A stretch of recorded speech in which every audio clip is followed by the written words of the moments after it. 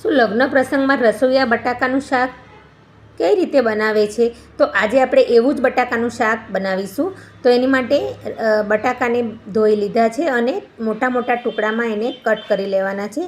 આ શાક સાલ સાથે જ ખૂબ જ સરસ લાગે છે. એટલે બધા ટુકડા થઈ ગયા છે. હવે આપણે એને કુકરની અંદર થોડું એવું તેલ લેશું અને ચમચી જીરું અને હળદર નાખી અને શાકને આપણે મિક્સ કરીને રાખી દેવાનું છે.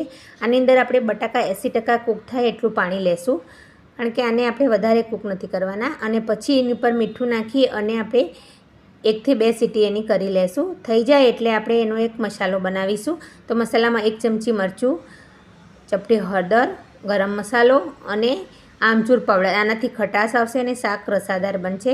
આ રીતના પ્યોરી તૈયાર થઈ જાય એટલે આપણે એની અંદર 1 ચમચી ધાણા જીરું એડ કરીશું.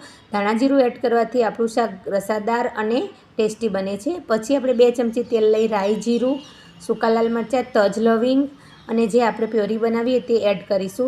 આ રીતે પ્યોરી એડ કરવાથી મસાલા બળી નહીં જાય અને શાક ટેસ્ટી બનશે. 2 ચમચી સિંગદાણાનો ભૂકો એડ કરીશું. આનાથી આપણું શાક રસાદાર અને ટેસ્ટી બનશે. આપણું આ શાક કૂક થઈ ગયું છે. હવે આપણે આની અંદર આપણે આ શાકને એડ કરી દેવાનું છે અને પછી બધું મિક્સ કરી અને 5-1 મિનિટ કૂક કરવાનું છે. બટાકા આપણા કૂક થઈ ગયા છે. 1 ચમચી કાશ્મીરી લાલ મરચું નાખીશું. આનાથી આપણા શાકનો કલર ખૂબ જ સરસ આવશે.